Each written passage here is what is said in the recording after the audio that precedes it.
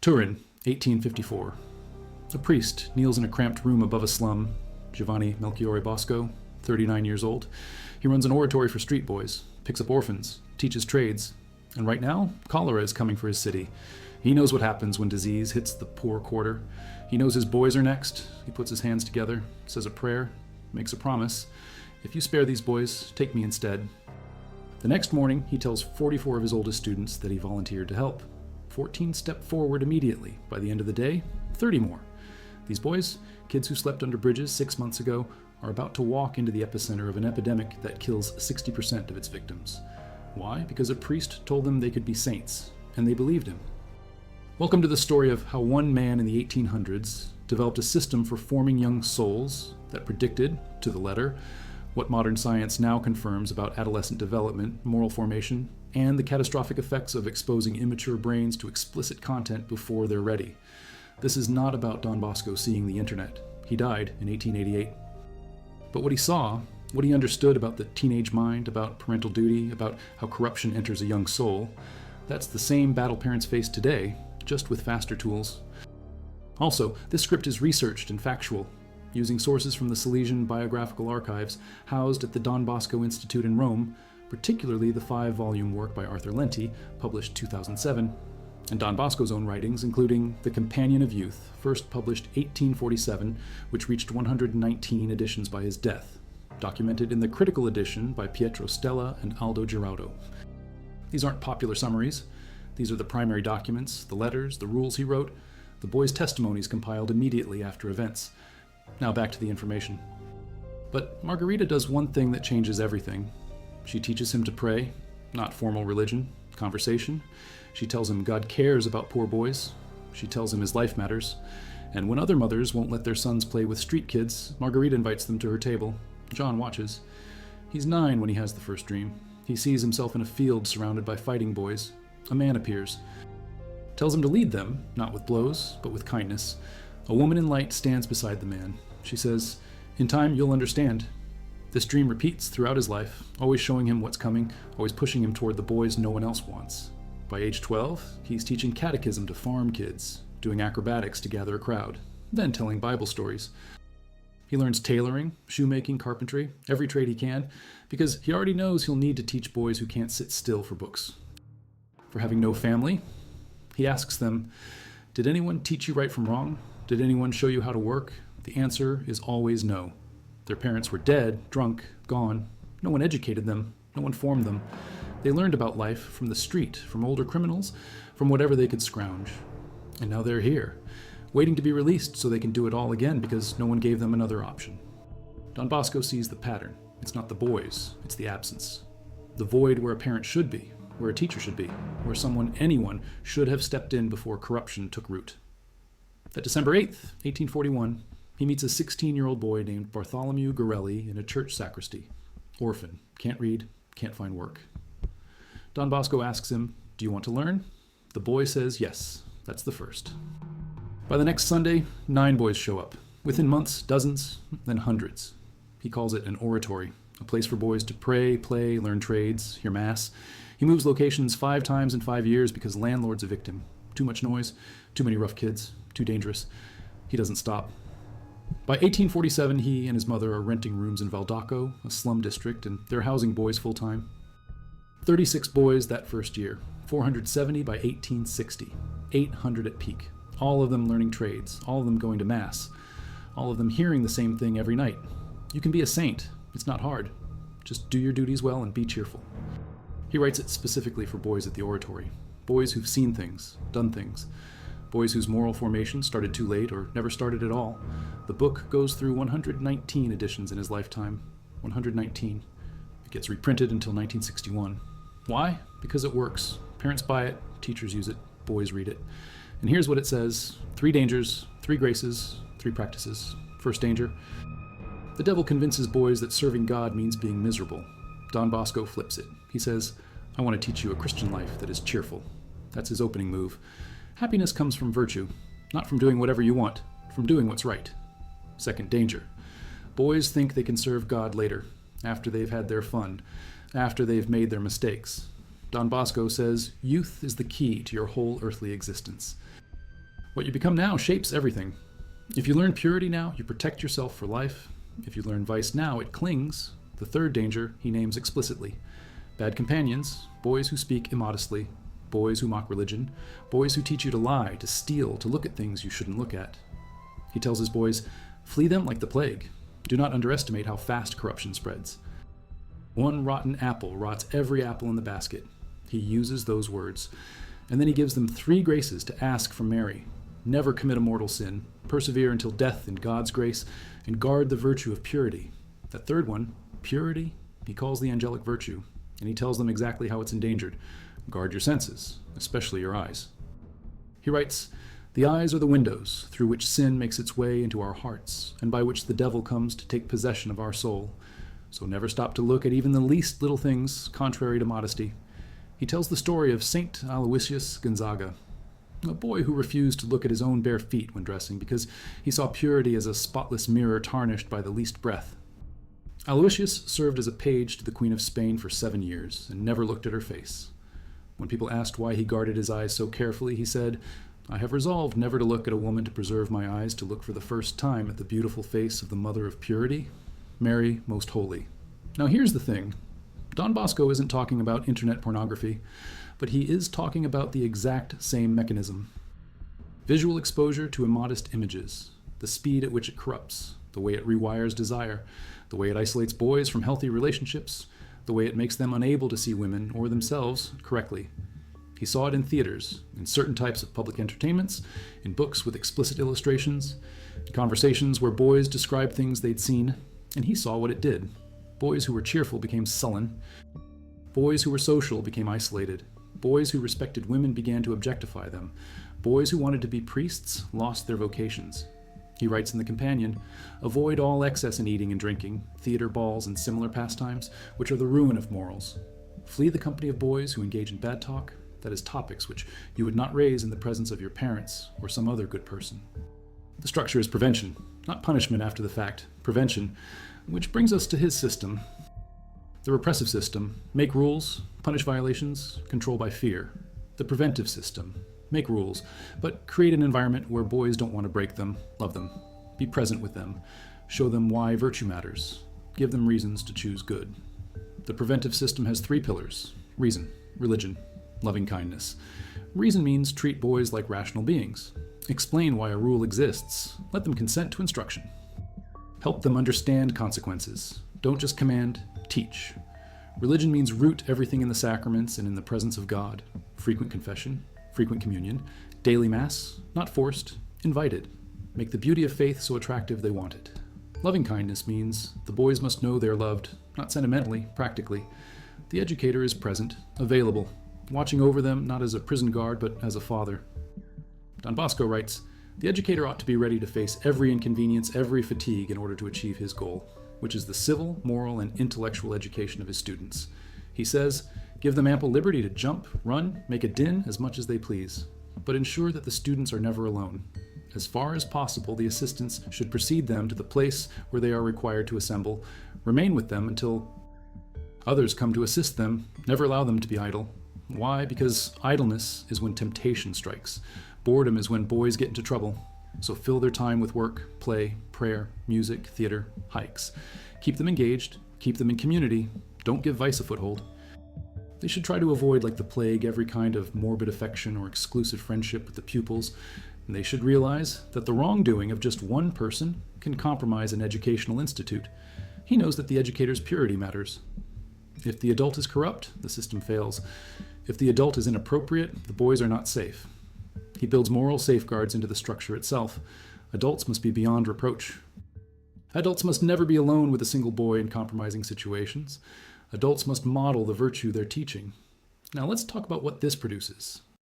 Give me souls, take away the rest. Don Bosco explains, I work hard to help people save their souls by following Jesus. Nothing else really matters. Dominic absorbs this. 6 months later, December 8th, 1854, Pope Pius IX proclaims the dogma of the Immaculate Conception. Don Bosco celebrates with the boys. Dominic stands before the altar and renews his first communion resolutions. He writes them down. Never commit a mortal sin. Receive communion as often as possible. Keep Sunday holy. Love Mary. Guard purity. That same month, Don Bosco preaches a sermon. He says, "Everyone is called to be a saint, and it's easy. Just do the ordinary things of the day in an extraordinary way." Dominic hears this. He asks Don Bosco, "How do I become a saint?" Don Bosco tells him, "Say your prayers devoutly, perform all your duties exactly, and above all, be cheerful." Dominic takes this seriously. He starts a sodality, an association called the Sodality of the Immaculate Conception. Its purpose? To foster purity and devotion among the boys. 21 articles, all emphasizing modesty in behavior and dress, frequent confession and communion, daily prayers to Mary. Dominic writes the rules himself. Don Bosco approves them. On June 8, 1856, Dominic reads the finalized rules before Our Lady's altar. One of the rules addresses custody of the eyes. The boys are instructed, control your gaze. Do not look at things contrary to modesty. If you see something improper, look away immediately. Pray for protection. This isn't repression, it's discipline. And here's the key. Dominic doesn't do this because he's afraid. He does it because he's in love with Christ. He wants to be pure so he can be close to God. He makes a personal prayer. "Mary, I always want to be your son. Let me die rather than commit a single sin against chastity." He dies on March 9th, 1857, 14 years old. Tuberculosis. His last words, "Oh, what wonderful things I see." Don Bosco writes his biography. It's published in 1859. It becomes one of the most widely read lives of a saint in the Catholic world. Why? Because Dominic is proof. Proof that the system works. Proof that you can take a young boy, form him in virtue, and produce a soul so pure he becomes a saint. Dominic Savio is beatified in 1950, canonized June 12, 1954, by Pope Pius XII. At the time, he's the youngest non-martyr saint in church history. His feast day is May 6th. And the whole story is about one thing. What happens when a boy receives moral formation at the right time, from the right person, with the right tools? Vomiting, diarrhea, muscle cramps, convulsions, death within hours. Doctors flee, families abandon the sick. The government sets up makeshift hospitals, lazarettos, but can't staff them. No one wants to go near the infected. Don Bosco sees this. He knows his boys are at risk, so he takes immediate action. Medical action first. He cleans the entire oratory with vinegar, a known disinfectant. He rearranges beds and dormitories to create space. He instructs boys to wash their hands constantly. Then he prays. He kneels before the altar and offers his life if God will spare his boys. Then he announces he's volunteering to help the sick. 14 boys stepped forward that day, 30 more the next, 44 boys total. He organizes them into 3 teams. One team supports hospitals, one visits patients in their homes, one searches streets for people who've been abandoned. They wear masks. They carry bottles of vinegar.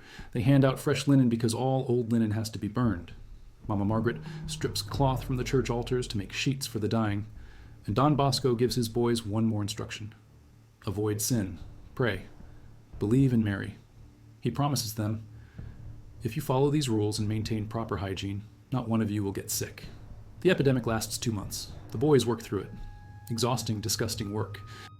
They carry convulsing bodies. They clean vomit and waste. They watch people die. And when it's over, not one of the boys who followed Don Bosco into the cholera wards contracts the disease. Not one. The city calls it a miracle. Don Bosco says it's faith and hygiene. But here's the deeper point. These boys, who are street orphans, juvenile delinquents, kids with no education, no family, no prospects, risk their lives because they've been formed. Formed in virtue, formed in courage, formed in the belief that their lives matter and their souls are worth protecting. That's the fruit of the system. Nearly 60% say they first encountered it by accident. Institute for Family Studies, 2024. 93% of boys and 63% of girls report exposure to internet pornography before age 18. Culture Reframed Research, 2023. 2/3 of teenagers encountered pornography unintentionally. These aren't kids seeking it out. These are kids stumbling into it. And once they see it, the brain changes. Pornography floods the adolescent brain with dopamine. Natural dopamine hits, food, exercise, accomplishment, produce moderate levels. Pornography produces unnaturally high spikes. The brain's reward circuitry gets overwhelmed. Over time, the brain adapts by reducing dopamine receptors. The person needs more intense stimulation to feel the same level of arousal. Meanwhile, natural pleasures produce less and less satisfaction. The brain has been rewired. Adolescents are particularly vulnerable because the prefrontal cortex, responsible for impulse control, decision-making, consequence evaluation, doesn't fully mature until age 25.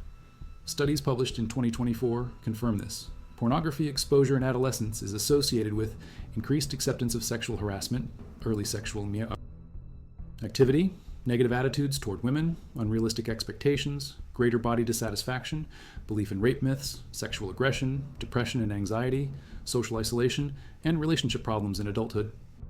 You must protect your children from occasions of sin. You cannot outsource this. The preventive system explicitly states educators are not only teachers. An educator can be a parent or other significant adult in the lives of the young. He wrote letters to parents reminding them, your child's moral formation is your duty before God. If you fail in this, you fail in everything. Second, environmental control. He structured the oratory so boys were never idle and never alone. Free time was for recreation, supervised. Study time was structured. Work time was hands-on. Prayer time was communal. There was no opportunity for boys to wander into danger because the environment itself was protective. Third, custody of the senses. He taught boys, guard your eyes. Do not look at immodest things. If you accidentally see something, turn away immediately. Do not dwell on it. Do not seek it out. And do not discuss it with other boys. This was not about creating paranoia. It was about training the will. Teaching boys that they have agency. They can choose where to look. They can choose what to think about. Fourth, spiritual fortification. Frequent confession, frequent communion, daily mass, devotion to Mary, prayer when tempted. Don Bosco believed, and the lives of his boys prove, that boys who are close to Christ have the strength to resist temptation. Boys who receive grace through the sacraments have supernatural help. This isn't just willpower, this is grace. Fifth, trusted mentors. Some boys need men they can talk to. Don Bosco was available. He listened to confessions. He gave spiritual direction. He answered questions. He didn't shame. He corrected. He guided. And when a boy fell, Don Bosco picked him up, dusted him off, and sent him back to the sacraments. This 5-part system, parental responsibility, environmental control, custody of senses, spiritual fortification, trusted mentors, was designed for an era without internet, but it maps perfectly onto modern challenges. Does. Culture Reframed recommends starting conversations by age 9. Age 9, because by age 12, most kids have been exposed. If parents don't have the conversation, someone else will, and that someone is often pornography. The conversation isn't graphic, it's values-based. It's teaching that sex is sacred, that bodies deserve respect, that what you see online isn't real. It's telling your child, if you see something confusing or disturbing, come to me. I won't be angry, we'll talk about it. This is the modern equivalent of Don Bosco sitting boys down and explaining why they need to guard their eyes. He wasn't vague, he was direct. He named the danger, he gave them tools. Environmental control today means parents must monitor devices. This is not helicopter parenting. This is basic protection. Install filters. Set up accountability software. Keep computers in common areas. Don't give a 12-year-old unsupervised internet access on a smartphone. Treat it like you would treat car keys. You don't hand a 12-year-old keys to a car and say, figure it out. You train them first. You supervise. You set limits. Same with internet access. Don Bosco didn't let boys wander the streets of Turin unsupervised. He structured their time. Modern parents must structure screen time. Custody of senses. Today means teaching children to look away, to close the browser, to turn off the device, to choose what they will and will not expose their minds to. This is agency. This is self-control. This is forming the habit of saying no to temptation. And it starts young. You teach a 5-year-old not to hit. You teach a 10-year-old not to lie. You teach a 12-year-old not to click on links they know are wrong. Spiritual fortification today means the same thing it meant in 1854. Sacraments, prayer, a relationship with Christ. Kids who pray, who go to confession, who receive communion, who have a living faith, they have resources. They're not fighting alone. And finally, trusted mentors. Kids need adults they can talk to about hard things. If parents create an environment of shame, kids won't come to them. If parents freak out, kids will hide. Don Bosco's genius was being approachable. Boys came to him with everything because they knew he wouldn't condemn them. He'd help them. Modern parents must be that person. And if they can't be, they need to find a priest, a youth minister, a counselor who can be. When parents don't talk, when formation doesn't happen, when kids are left to figure out sexuality from the internet. 2024 data from the Institute for Family Studies, children exposed to pornography at an early age are significantly more likely to experience depression, anxiety, relationship problems, and sexual dysfunction in adulthood. They're more likely to engage in risky sexual behavior, more likely to have multiple partners, less likely to use protection, more likely to believe rape myths, more likely to commit sexual aggression. Boys who consume pornography are more likely to view women as objects, to believe that women exist to satisfy male desire, to expect women to perform like porn actresses. And when real women don't, they're disappointed, angry, sometimes violent. Girls who consume pornography internalize the message that their value is in their appearance and their willingness to perform. They develop eating disorders. They engage in self-harm. They accept abusive relationships because they believe that's what they're supposed to tolerate. The psychological term is sexual scripting. Pornography teaches scripts, how to act, what to expect, what's normal. And because adolescents have no other reference point, they accept the script as truth. They don't know it's fake. They don't know the actresses are coerced. They don't know the scenarios are violent. They don't know the close-ups are edited. They just know this is what sex looks like, and then they try to replicate it, with disastrous results. Don Bosco saw this in his era with much less explicit material. He saw boys who attended certain theaters or read certain books become coarse, disrespectful, unable to maintain purity. He saw vocations destroyed. He saw marriages fail before they started because the man had corrupted his imagination. And he saw that once the pattern was set, it was incredibly hard to break. That's why he emphasized prevention. Catch them young, form them correctly. Protect them until they're strong enough to protect themselves. The Daughters of Mary Help of Christians, the women's order he co-founded with Maria Domenica Mazzarello in 1872, has thousands of sisters serving girls in the same way. Millions of young people have been formed through Salesian schools and youth centers. The system scales, it works, and the reason it works is because it's built on truth. Human nature hasn't changed, the tools of temptation have changed, the speed has changed. The accessibility has changed, but the mechanism is the same. A young mind, exposed to explicit content before it's ready, becomes disordered. Desire becomes detached from love. Pleasure becomes detached from relationship. The person becomes incapable of authentic intimacy. Don Bosco knew this. Modern science confirms it. He calls his Salesians together. He dictates a final letter. It's addressed to the boys. He tells them about a dream he had. In the dream, he sees two groups of boys. The first group is from the early days of the oratory, boys from the 1850s and 60s. They're full of life, joy, energy. They're running, playing, laughing. They're listening to priests tell stories. They're praying together. They're singing. It's a scene of pure happiness. Then he's shown the current boys, the boys of 1887, and the difference is stark. Many are bored, weary, distrustful. They're standing alone against pillars. They're trying to escape from common recreation. They're isolated. He asks, what happened? The answer, the boys in the first group were never alone. The educators were always present. The boys trusted them. They knew they were loved. They responded with love. The boys in the second group have been left alone too much. The educators have become busy, distracted. The presence has diminished. And the boys feel it. They don't trust as easily. They don't engage as fully. Don Bosco's final message, presence matters. If you love them, be with them. If you want to form them, stay close. That's the system. Presence, love, formation. Don Bosco dies January 31st, 1888. His funeral is attended by thousands. The entire city of Turin lines the streets. He's beatified June 2nd, 1929 by Pope Pius XI, who knew him personally. He's canonized April 1st, 1934, Easter Sunday, with the title Father and Teacher of Youth. In 1949, Pope Pius X names him patron saint of Catholic publishers. His feast day is January 31st. Truth before lies, formation before corruption, love before abandonment, parents before strangers. Don Bosco saw the same battle every parent sees today.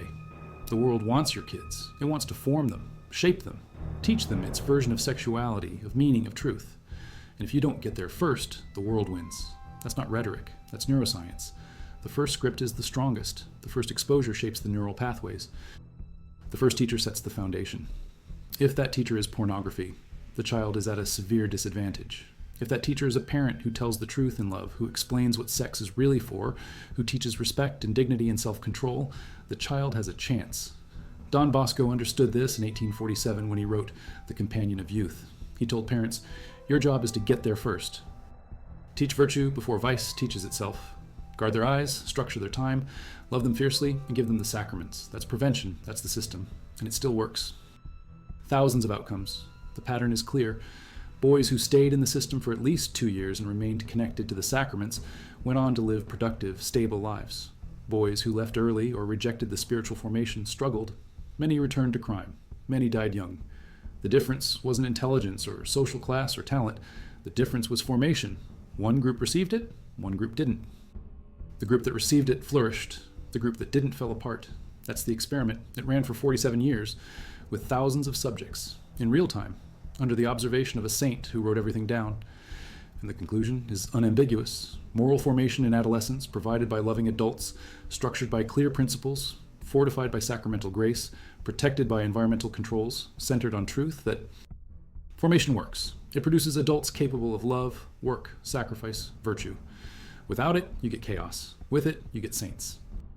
It's knowing what your kid is watching, reading, thinking about. It's not invasive, it's responsible. He ran an oratory where hundreds of boys lived together, and he knew each one, knew their struggles, their temptations, their victories. How? He was present. He ate with them, played with them, prayed with them, worked alongside them. That's the difference between formation and neglect. Formation requires presence. You can't form from a distance. You can't hand your kid a phone and hope they figure it out. You're confused, scared, maybe aroused, maybe ashamed, and you're alone. No adult to talk to, no framework to process it, no language to explain what happened. So it sits in your mind, and it shapes you without context, without correction. That's what happens when parents don't create an environment where kids can come to them. Don Bosco created that environment. Boys came to him with everything: sexual temptations, doubts about faith, anger at God, fights with other boys, stealing, lying, thoughts they were ashamed of.